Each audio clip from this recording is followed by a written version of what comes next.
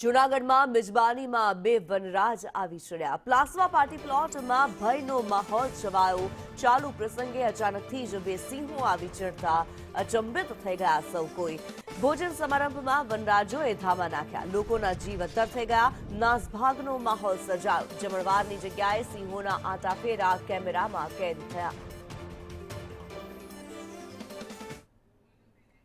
આ દ્રશ્યોમાં જોવા મળી રહ્યું છે એક જગ્યાએ જમણવારનો પ્રસંગ જે ચાલી રહ્યો હતો અને આ જમણવારની અંદર સિંહો આવી ચડ્યા હતા।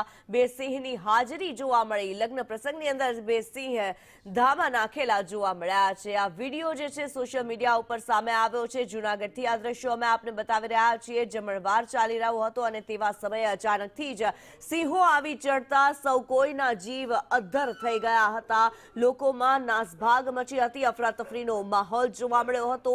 લોકોમાં ડર જોવા મળ્યો હતો।